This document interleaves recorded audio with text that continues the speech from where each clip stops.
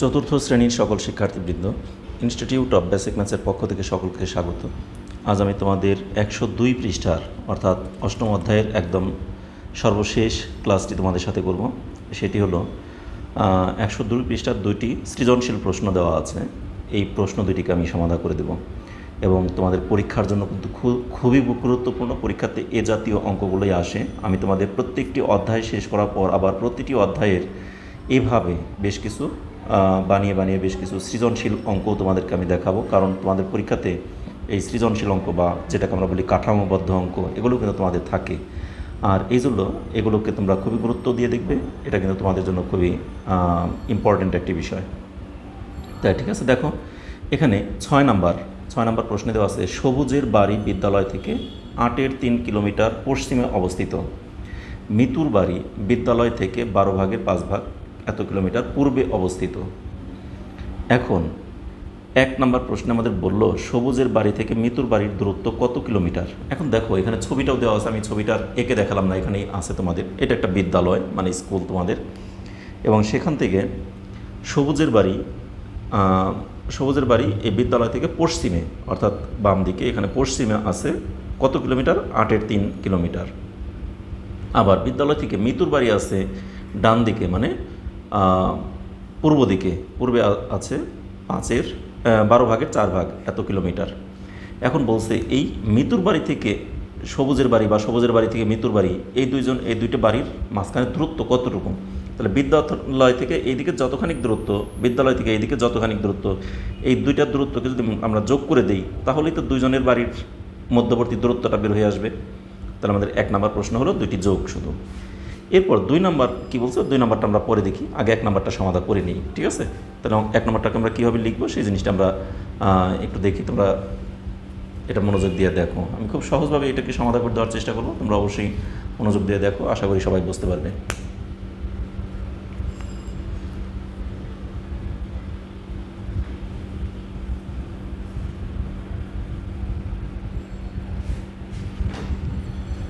এটা হলো 6 নম্বর প্রশ্নের উত্তর। 6-এর 1। এখানে আমাদের প্রশ্নটা যেরকম লিখছে পুরো প্রশ্নটাকে আমরা লিখে নিতে পারি, ঠিক আছে। আর যদি না লিখি তাতেও কিন্তু আমাদের অঙ্কটা হবে। 1 নম্বর আমি দেখো পুরো প্রশ্নটাকে অনেকে লিখে নিতে পারো, সবুজের বাড়ি বিদ্যালয় থেকে এত কিলোমিটার পশ্চিমে, মিতুর বাড়ি বিদ্যালয় থেকে এত কিলোমিটার পূর্বে অবস্থিত। সুতরাং সবুজের বাড়ি থেকে মিতুর বাড়ির দূরত্ব এত যোগ এত কিলোমিটার। তাহলে এখানে এই পুরো লাইনটাকে আগে প্রশ্নের যে লাইনটা ছিল সেটাকে আমরা লিখেও নিতে পারি, আর যদি না লিখে সরাসরি লিখি আমরা সবুজের বাড়ি থেকে মিতুর বাড়ির দূরত্ব এত যোগ এত কিলোমিটার, তাতেও হবে, ঠিক আছে। আমি পুরো লাইনটাকে আর লিখলাম না, প্রশ্নে যেহেতু এখানে আছেই এই জন্য আমরা তারপর না হয় লিখি। দেখো কারণ লিখে নেওয়াটা ছোটো মানুষ, তোমরা তোমাদের লিখে দিই। বড় হলে আস্তে আস্তে যত লেখা কমাবে ততই ভালো। লেখা কিন্তু আমরা বড় ক্লাসগুলোতে লিখি না, খুব কম সংখ্যক লেখা লিখি, ঠিক আছে।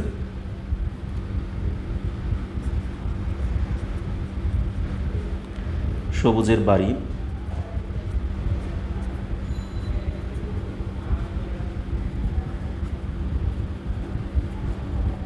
বিদ্যালয় থেকে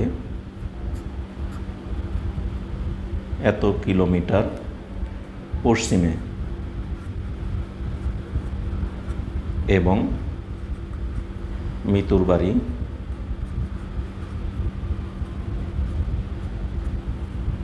12/5 এত কিলোমিটার পূর্বে অবস্থিত।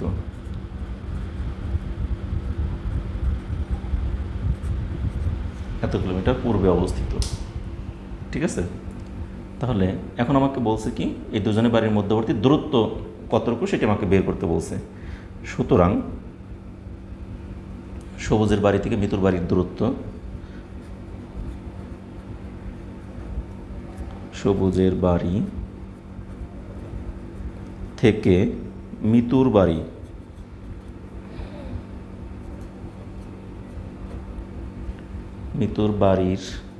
দূরত্ব কত, এই দুটিকে যোগ, অর্থাৎ 3 নিচে 8 যোগ 5 নিচে 12 এত কিলোমিটার। এখন এই দুটোকে আমরা যোগ করি কীভাবে, দেখো যোগের নিয়ম তো তোমরা শিখিয়ে আসছো। 8 এবং 12 এর লসাগু আগে বের করতে হয়। 8 এবং 12 এর লসাগু কত?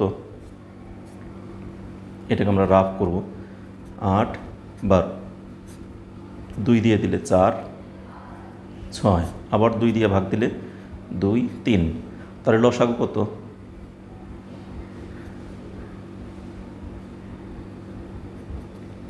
2 গুণ 2 গুণ 2 গুণ 3, অর্থাৎ এই 2 গুণ 2 গুণ 2 গুণ 3, তাহলে 2 দুগুণে 4, 4 দুগুণে 8, 3 আটা 24, তাহলে লসাগু হলো 24 24। আর উপরে আমাদের আছে কত? 3, তার সাথে কিছু গুণ করব, 5-এর সাথে কিছু গুণ করব। এখন সেই কিছুটা কত সেটা আমরা কিন্তু সিস্টেমটা তোমাদের এর আগে শিখিয়ে দিয়েছি। 8 দিয়ে 24কে ভাগ করলে কত হয়?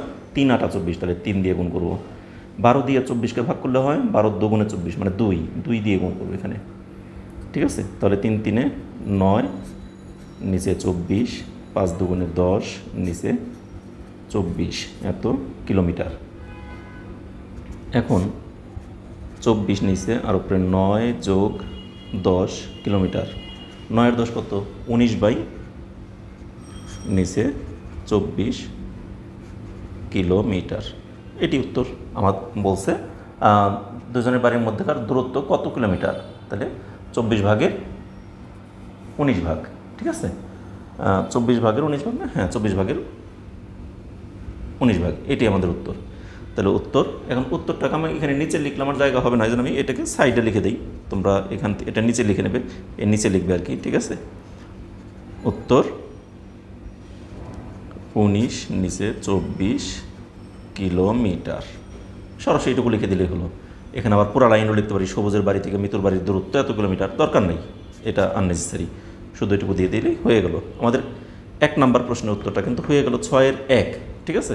এবার 6-এর 2 নাম্বারটা দেখো। 6-এর 2, 2তে বলছে এখানে আমাদের বিদ্যালয় থেকে কার বাড়ি নিকটবর্তী।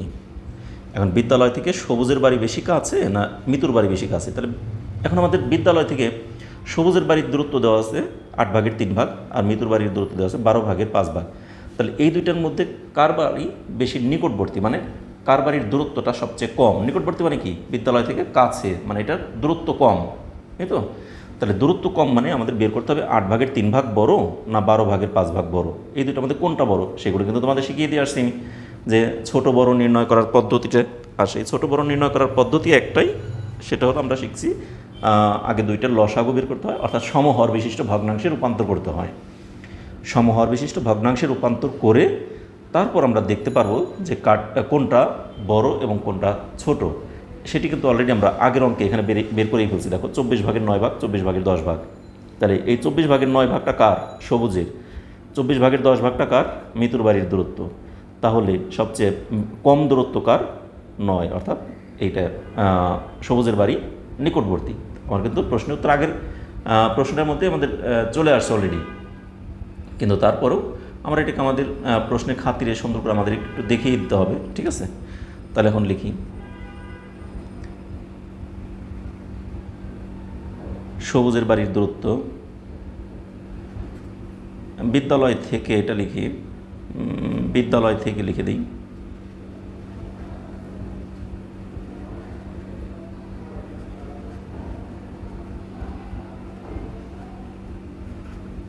সবুজের বাড়ির দূরত্ব সমান সমান 3 নিচে 8 কিলোমিটার, এবং মিতুর বাড়ির দূরত্ব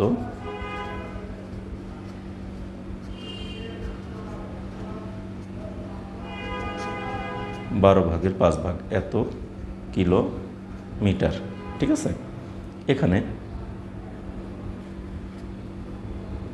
3 নিচে 8 সমান সমান 24। আচ্ছা, এক কাজ করি, এখানে আমাদের লিখে দেওয়া উত্তম।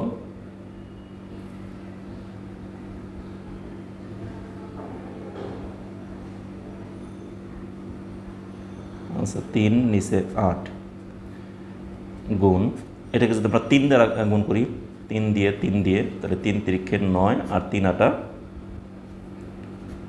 24, এবং 5 নিচে 12, দেখো 5 নিচে 12, এটাকে যদি 2 দিয়ে গুণ করি তাহলে 5 দুগুণে 10 আর নিচে 12 দুগুণে 24।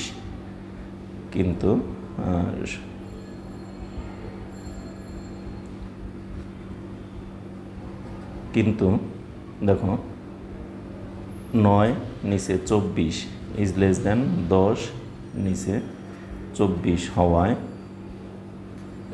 তাহলে এই মানটা পাইছি কার থেকে?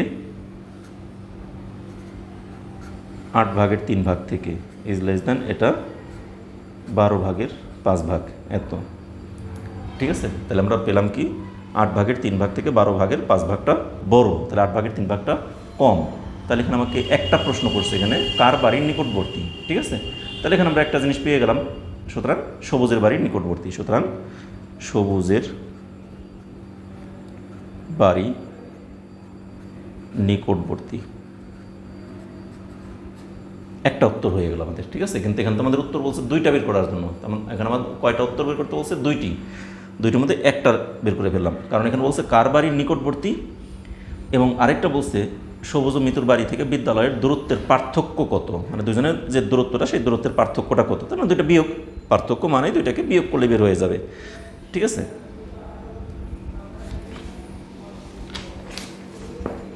তাহলে আমি এই অংশটাকে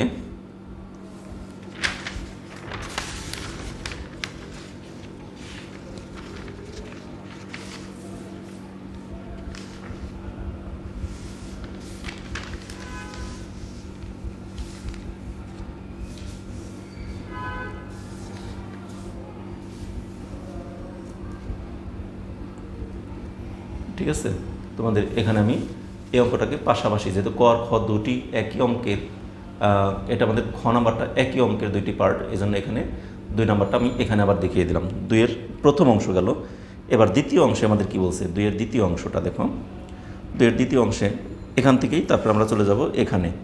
ঠিক আছে,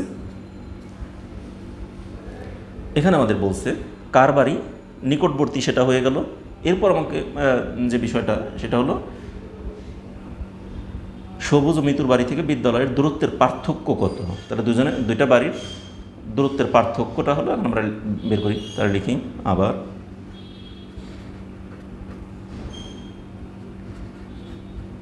প্রশ্ন অনুযায়ী, একবার হুবহু প্রশ্ন দেখেই তোমরা লিখবে। সবুজ ও মিতুর বাড়ি থেকে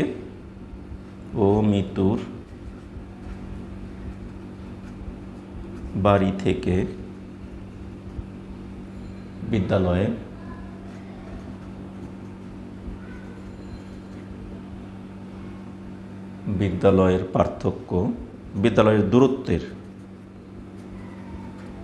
পার্থক্য সমান কত।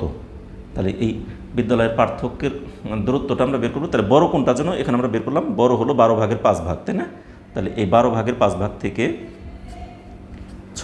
ছোট হলো 8 ভাগের 3 ভাগ, এত বিয়োগ করব, এত কিলোমিটার। এখন আমরা কিছুক্ষণ আগেই বের করছি, যার জন্য এটাকে আর বের করে দেখানো দরকার নাই। 12 এবং 8-এর মধ্যে লসাগু কত? 24 বের করছি, 24। তাহলে এটাকে আর রাফ করার দরকার নাই। তাহলে 5 গুণন 24, 12 দিয়ে 24কে ভাগ করলে হয় 2, 3 গুণন 8 দিয়ে 24কে ভাগ করলে হয় 3, এত কিলোমিটার। তাহলে 5 দুগুণে 10 নিচে 24 বিয়োগ 9 নিচে 24 কিলোমিটার সমান 1 নিচে 24 কিলোমিটার। তাহলে উত্তর আমার তো 2টা উত্তর। প্রথম উত্তরটা হলো সবুজের বাড়ি নিকটবর্তী এবং পার্থক্য কত। পার্থক্যটা আমি এখানে দিয়ে দিই, 24 ভাগের 1 ভাগ কিলোমিটার। শেষ, আমার কিন্তু 2টা উত্তর একসঙ্গে দেখাই দেওয়া হয়ে গেল। ওকে, তাহলে আমার কিন্তু আশা করি এই দেখো এখানে আমাদের 6-এর 2 নাম্বারটা আমাদের এই অংশ করতে হবে এবং এই অংশ, তাহলে 2টি মিলিয়ে কিন্তু 6-এর 2। আর 6-এর 1 ছিল কিন্তু এখানে, এটা হলো 6-এর 1 ছিল, এটা তো তোমরা আগেই দেখেছো। ঠিক আছে, তাহলে আমাদের 6-এর 1, 2 দুইটি পার্টি হয়ে গেল। এবার আমরা 7 নাম্বারে চলে যাই। ঠিক আছে, দেখো 7 নম্বরে কী দেওয়া আছে আমাদের?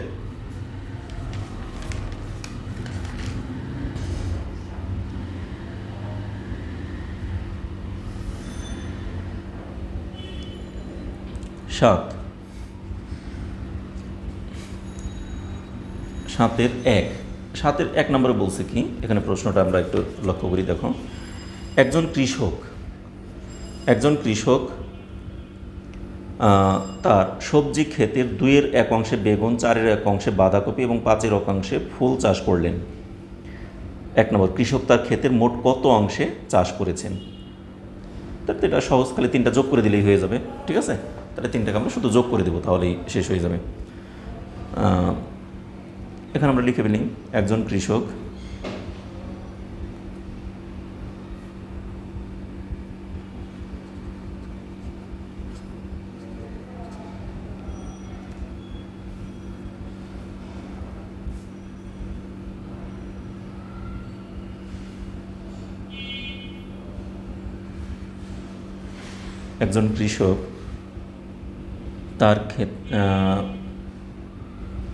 তার সবজি ক্ষেতের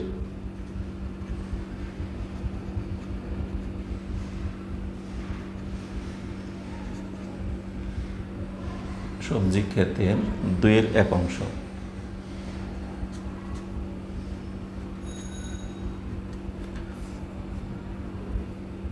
অংশে বেগুন,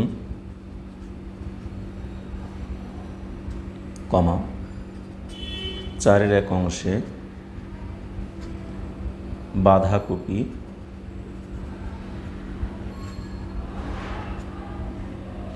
4/1 অংশে বাঁধাকপি ও 5/1 অংশে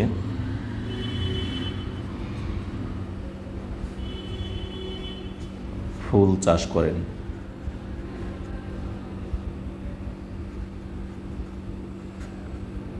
সুতরাং সে মোট চাষ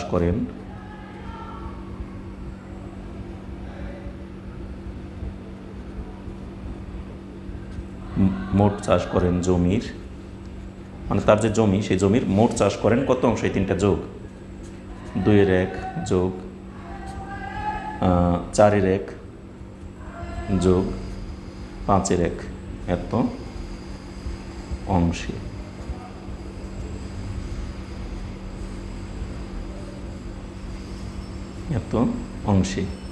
এখন 2, 4 এবং 5-এর লসাগু কত, এটা আমার বের করতে হবে।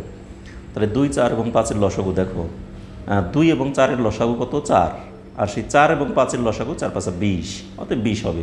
তারপরেও তোমরা যদি বলো, আমি একটু সাইড নোট দেখিয়ে দিই, এর আগেও যেহেতু আমরা দেখিয়ে দিয়েছি। 2 দিয়ে আমরা দিতে পারি কাকে? 2, 4, 5কে, তাই না? 2 দিয়ে 2কে ভাগ দিলে 1, 2 দিয়ে 4কে ভাগ দিলে 2, 2 দিয়ে 5কে ভাগ করা যায় না, যার জন্য 5-এর 5ই রইল। তাহলে আমাদের লসাগু কত? 2 2 4, 4 5 20, এটি লসাগু কত? 2 গুণ 2 গুণ 5 সমান 4 5 20। শেষ। তাহলে এখানে আমরা লিখব 20 20 20, আর উপরে আছে 1 গুণ 1 গুণ 1 গুণ। এখন 2 দিয়ে 20কে ভাগ দিলে হয় 10, 4 দিয়ে 20কে ভাগ দিলে হয় 5, 5 দিয়ে 20কে ভাগ দিলে হয় 4। তাহলে উপরে হয় কত? 10, নিচে 20, 5 20 4 20 এত অংশে। 20 যদি থাকে উপরে, 10 যোগ 5 যোগ 4, এই 10 5 আর 4 এই সবগুলি যোগ, এত অংশে। ঠিক আছে, এখন দেখো 20 আর উপরে 10 আর 5 15 আর 4 19 অংশে। এইটি উত্তর। তাহলে এখানে বলছে কি, তিনি কৃষক তার ক্ষেতের মোট কত অংশে চাষ করেন? তার চাষ করেন 20 ভাগের 19 অংশে। ঠিক আছে, তাহলে উত্তরটা আমি এখানে সাইডে লিখে দিই, কারণ আমার যেহেতু নিচে জায়গা নাই, আমি এই উত্তরটাকে এখানে পাশে লিখে দিই। ঠিক আছে, উত্তর সরাসরি খালি এটা লিখে দিলে হবে 20 ভাগের 19 অংশে। শেষ। আর বাড়তি কিছু লেখার দরকার নেই, ঠিক আছে। তাহলে আমাদের কিন্তু 7-এর 1 নাম্বারটা কমপ্লিট হয়ে গেল। এবার 7-এর 2 কৃষক সবজি ক্ষেতের কত অংশ খালি রয়েছে, মানে কৃষকের সবজি ক্ষেতের কত অংশটা খালি রয়েছে সেই অংশটুকু আমাকে বের করতে বলছে। তাহলে সেটিও আমরা দেখো খুব সহজে বের করে ফেলি। এটা আমরা বের করার জন্য আমাদের কঠিন কিছুই না, একদমই খুব সহজ। কত অংশ খালি রয়েছে দেখো, আমি এখানে যে অঙ্কটা করছি ওটাও আমার পাশে হলো, এটাকেও রেখে দিই, দুইটি আমরা পাশাপাশি রেখে দিই। 7-এর ফুল অংশটা আমাদের একসঙ্গে থাকলো।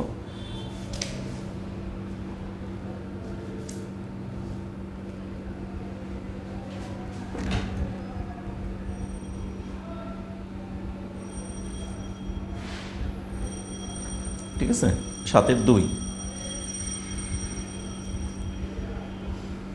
এখানে কী দেওয়া আছে আমাদের, সবজি ক্ষেতে কৃষকের সবজি ক্ষেতের কত অংশ খালি রয়েছে।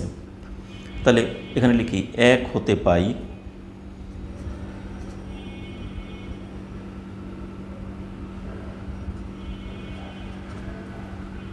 কৃষক তার জমির এত অংশে 19/20 অংশে চাষ করেন। এটা হলো আমরা 1 নাম্বার হতে পাইলাম, ঠিক আছে।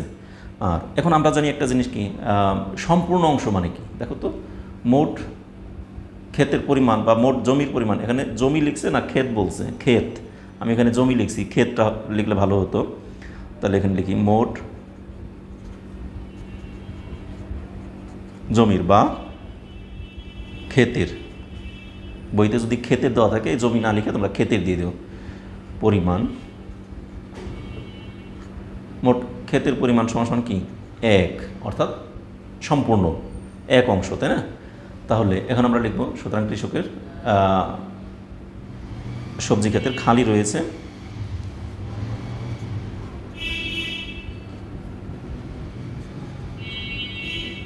সবজি ক্ষেতের কি বলছে, কতটুকু খালি রয়েছে, তাই না।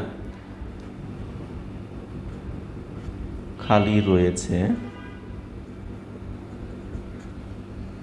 সবজি ক্ষেতের খালি রয়েছে কত, 1 থেকে আমরা বিয়োগ করব 20/19, এত অংশ। তার মানে তার সম্পূর্ণ অংশ হলো 1, তার মধ্যে থেকে চাষ করছে 20/19। তাহলে এইটুকুকে যদি বাদ দিয়ে দিই তাহলে পাওয়া যাবে আমাদের তার কতটুকু খালি রয়েছে। তাহলে এখন আমরা একটা জিনিস জানি, 1 মানে কি, 20/20 মানেই 1। এখন বলবো 2/2 তো 1, কিন্তু আমাদের এখানে পরবর্তী অংশটা হরে দেওয়া আছে 20, এই জন্য এটাকে আমরা 20ই করলাম। অর্থাৎ যেটা দেওয়া আছে ওইটা কি আবার উপরে যদি হর এবং লব সমান থাকে তাহলে তার মানে হয়তো 1, এত অংশ।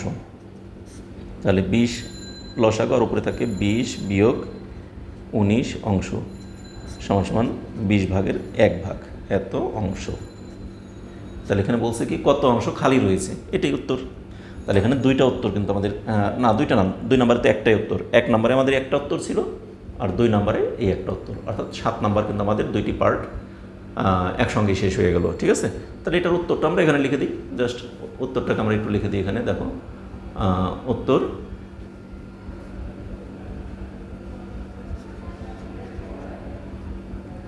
খালি রয়েছে, খালি রয়েছে কথাটা না লিখে শুধু ওইটুকু লিখে দিলেই হতো, 20/1 অংশ। এই তো অ্যান্সার। আমাকে বলছে কতটুকু খালি রয়েছে সেটা বের করার জন্য। তাহলে খালি রয়েছে আমাদের এত অংশ হয়ে গেল। তাহলে আমাদের কিন্তু এখানে দেখো বইতে আমাদের 2টি অঙ্ক ছিল, সেই 2টি অঙ্ক কিন্তু আমাদের কমপ্লিট হয়ে গেল। অর্থাৎ আমাদের এই চ্যাপ্টারে আর কোনো অঙ্ক বাকি রইল না। আমাদের এই চ্যাপ্টারে যে 2টি অঙ্ক ছিল আর 102 পৃষ্ঠায় 6 নম্বর এবং 7 নম্বর, 6-এর 1-2, 7-এর 1-2, এই 4টি অঙ্কই কমপ্লিট হয়ে গেল। এর মাধ্যমে আমাদের অষ্টম অধ্যায় আজকে মোটামুটি সমাপ্ত হলো। অষ্টম অধ্যায় আমাদের অনেক বড় একটি অধ্যায় ছিল এবং সেইগুলি আমরা অনেক দিন ভরে অনেকগুলো লেকচারের মাধ্যমে এই অধ্যায়টাকে শেষ করলাম। আগামী ক্লাসে আমরা দশমিক ভগ্নাংশটি একটি ছোটো অধ্যায়, এই দশমিক ভগ্নাংশ নিয়ে আবার আলোচনা করব। সেই পর্যন্ত তোমরা সকলে ভালো থেকো, সুস্থ থেকো এবং নিরাপদে থেকো, আমাদের চ্যানেলের সাথে থেকো। আমার ক্লাসগুলো যদি তোমাদের ভালো লাগে তাহলে অবশ্যই ক্লাস শেষে একটি করে লাইক দেবে এবং তোমাদের বন্ধুবান্ধব আত্মীয়স্বজন সবার সাথে ক্লাসগুলোকে শেয়ার করবে। একই সাথে বলবো যারা এই চ্যানেলকে এখনও পর্যন্ত সাবস্ক্রাইব করোনি তারা অবশ্যই সাবস্ক্রাইব করবে, আর যারা অলরেডি সাবস্ক্রাইব করেছো তাদেরকে অসংখ্য ধন্যবাদ সকলকে।